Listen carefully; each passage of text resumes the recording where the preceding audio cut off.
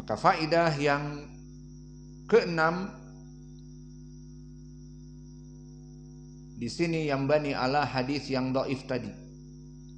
Dan faidah yang ketujuh ataupun masalah yang ketujuh, annahu yaqul li ahli samawat kulluhum li'annahum yas'alunahu.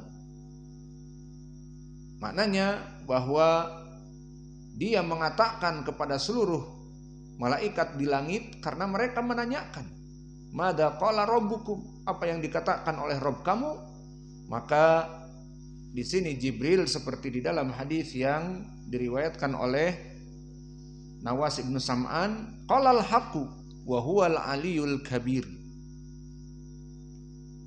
Maka ini yang disebutkan di dalam hadis Nawas. Namun permasalahan ini alhamdulillah telah datang diriwayatkan oleh Imam Al-Bukhari dari Abi Hurairah di saat disebutkan yunfiduhum dalika.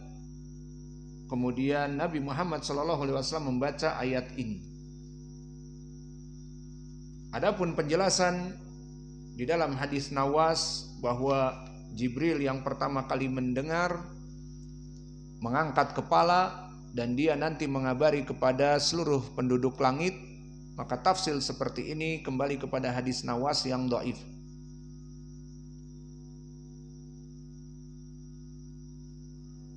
Dan faedah yang ke-8, annal ghasya ya ummu ahlas samawat kullahum. Bahwa perasaan takut itu bersifat umum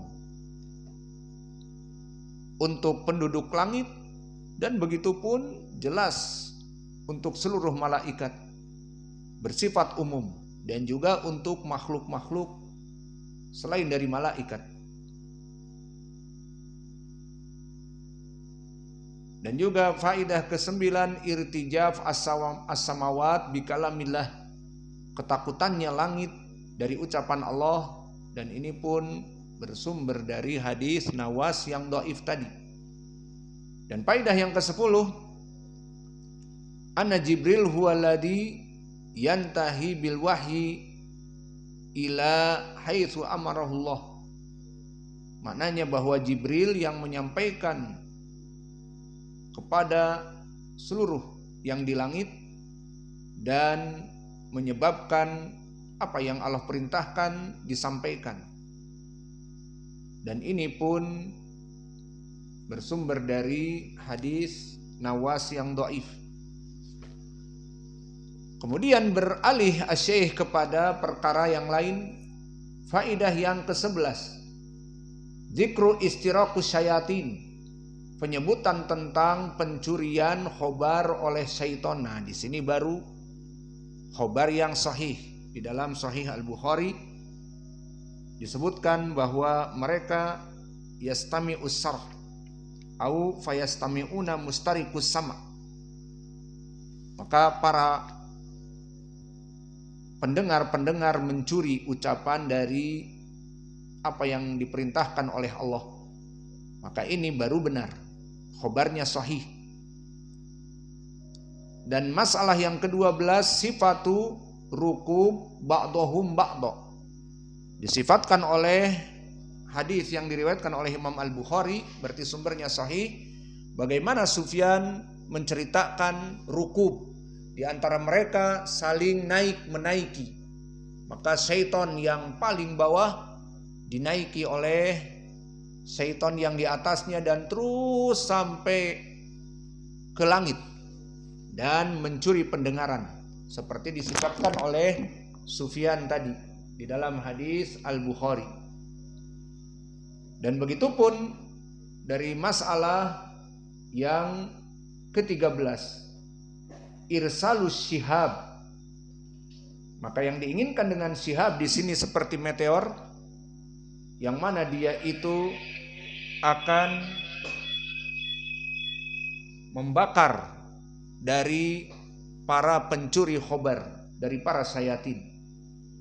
Dan faedah yang ke-14, annahu taratan yudrikuhu syihab qabla an yalqiha wa taratan yulqiha fi uduni walihi minal ins qabla an yudrikahu. Maka ini nas dari hadis bahwa Syekh mengatakan maka bisa jadi meteor-meteor dari bintang-bintang tersebut sempat menghanguskan mereka sehingga mereka tidak bisa menurunkan khobar kepada yang di bawah sampai kepada lisan para dukun, atau mereka sempat menyampaikan dan mereka terbakar sehingga sampai kepada lisan para dukun. Ini faedah yang ke-14. Faedah yang ke-15.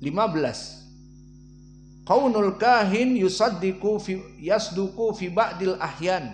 Maka ini dia dari khobar-khobar dukun.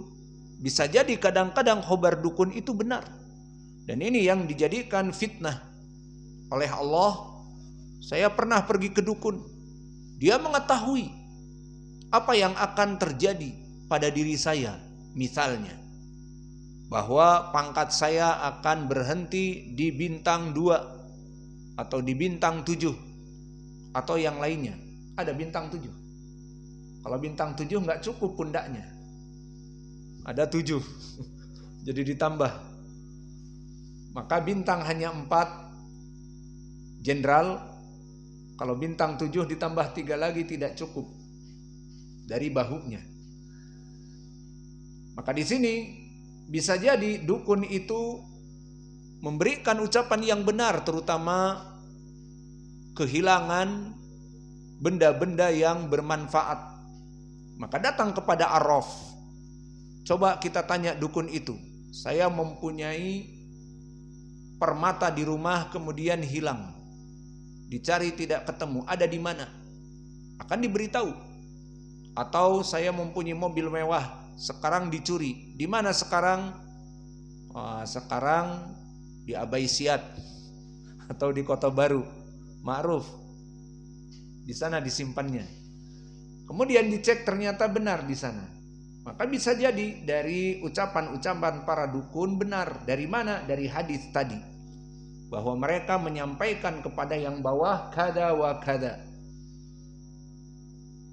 Qaunuhu yakdzibu ma'aha mi'ata kadbatin. Dan ini nas dari hadis bahwa bisa jadi sampai kepada lisan dukun ditambahi dengan kedustaan dan kepalsuan. Dan ini dari nas hadis bahwa para dukun tidak mengetahui ilmu ghaib. Dan juga annahu lam yusaddiq kidbahu illa bitilka al kalimah allati sami'at minas sama. Maka para manusia yang mendengarkan dukun, mereka tidak percaya kepada kedustaan-kedustaan si dukun, karena ini adalah khobar dari langit. Padahal telah disebutkan di hadis ditambah bumbu 100 kedustaan. Namun tidak percaya mereka orang-orang yang sudah terbiasa kepada dukun.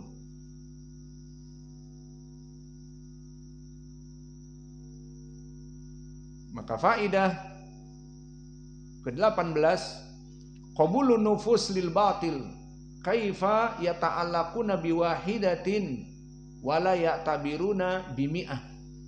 Maka lihat bagaimana orang-orang yang memang sudah percaya kepada para dukun.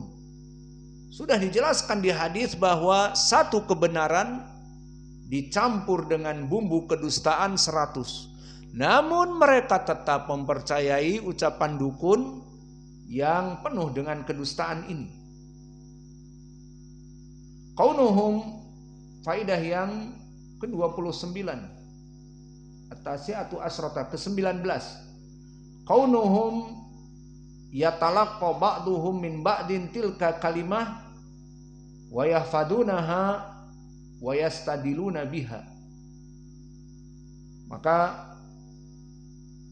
di antara mereka para syaitan yang saling naik menaiki, dikatakan dari atas begini, maka mereka menghafal dari kalimat tersebut dan beristimbat, ditambahi begini. Tambah lagi yang di bawah, begini dan begitu. Maka itulah keadaan dari kebohongan dan kedustaan yang ada. Dan faedah yang ke-20, al-masalah al-isrun, itsbat sifat khilafan lil asy'ariyah al-mu'attilah. Sifat apa? Di sini itsbatus sifat, kata Syekh, di sini menjadi pendalilan penetapan sifat yang mana kelompok al-asy'ariyah menolaknya. Sifat apa? Al-kalam, ahsan. Sifatul kalam, bahwa Allah di sini berfirman.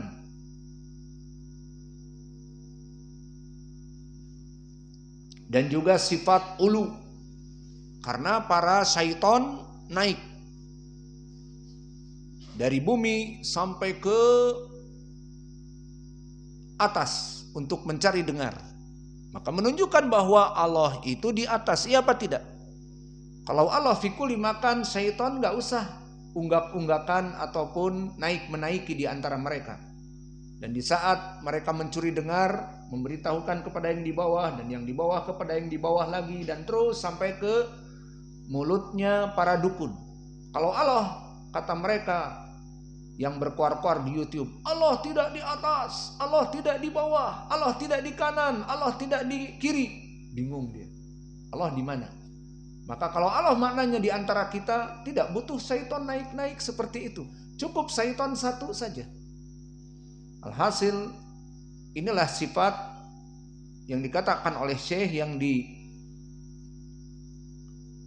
oleh kelompok al-asy'ariyah, sifat al-kalam pertama. Dan yang kedua, sifat al-ulu. Sesuai dengan ucapan Allah, wa huwal aliyul kabir.